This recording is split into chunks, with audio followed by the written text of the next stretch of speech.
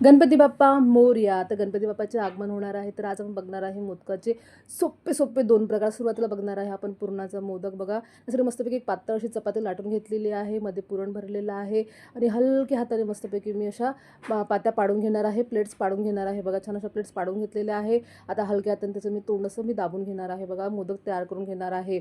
अगदी सोपी अशी रेसिपी आहे. तर आमच्या विदर्भाकडे ज्या दिवशी आपल्याकडे गणपती बाप्पा येतात, गणपती बाप्पाचं आगमन होते, त्या दिवशी गणपती बाप्पांना आवर्जून पुरणाच्या मोदकाचा नैवेद्य दाखवला जातो. म्हणूनच मी सुरुवातीला तुम्हाला पुरणाचा मोदक दाखवलेला आहे बघा. छान मस्तपैकी मी तुम्हाला सेकंड करून दाखवते परत एकदा. छान अशी पातळ चपाती लाटायची आहे. मधोमध छान असं पुरण भरायचं आहे आपल्याला आणि त्याची मस्तपैकी अशी हलक्या हाताने त्याला प्लेट्स द्यायचे आहे. जवळजवळ प्लेट्स द्यायचे आहे बघा. अगदी सोपी अशी मोदक तयार होतात. काहीच कठीण नाही आहे बघा. सोपी असं मोदक तयार होतं बघा आणि त्याचं मस्तपैकी आपण तोंड दाबून घ्यायचं आहे.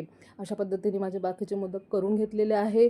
तुम्ही तेलामध्ये किंवा तुपामध्ये तुमच्या आवडीप्रमाणे तुम्ही त्याला छान असं तळण करून घ्यायचं आहे. तळून घ्यायचं आहे. कलर चेंज होईपर्यंत थोडंसं त्याला क्रिस्पीपणा येऊपर्यंत मस्त तळून घ्यायचं आहे.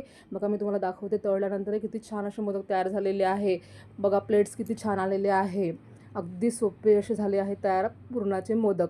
आता सेकंड मोदक दाखवणार आहे. ती पण अगदी सोपी असं मोदक आहे. तुम्ही एकदा ही रेसिपी नक्की करून बघा.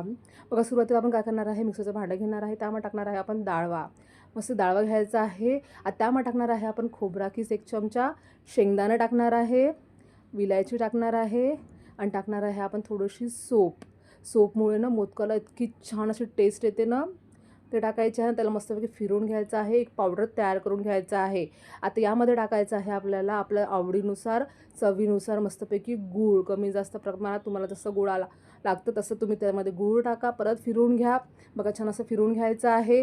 असं एक पावडर तयार करायचं आहे आपल्याला. आता बांधणीसाठी आपण टाकणार आहे त्यामध्ये तूप. ते तूप आपल्याला गरम करायचं नाही आहे, फक्त विरघळवून घ्यायचं आहे. थोडंसं पाणी करून घ्यायचं आहे बघा.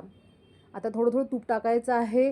मिक्स करायचं आहे. बघायचं आहे मस्तपैकी ते बाइंडिंग होत आहे की नाही व्यवस्थित बघा. छान तूप टाकायचं आहे. त्याला मिक्स करायचं आहे बघा. अशा पद्धतीने इतके खमंग असे मोदक तयार होतात.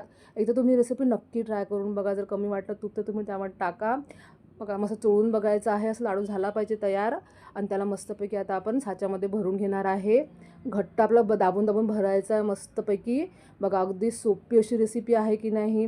गॅसची पण आवश्यकता नाही आहे बघा. छान असे मोदक तयार झालेले आहे बघा. किती छान असा मोदक झालेला आहे बघा. मस्त मोदक तयार झालेला आहे. मी तुम्हाला परत एकदा करून दाखवते सेकंड बघा.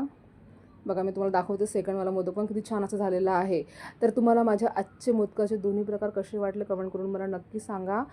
भेटू नेक्स्ट व्हिडिओमध्ये अशाच नवीन नवीन सोप्या सोप्या रेसिपींसोबत. Bye bye.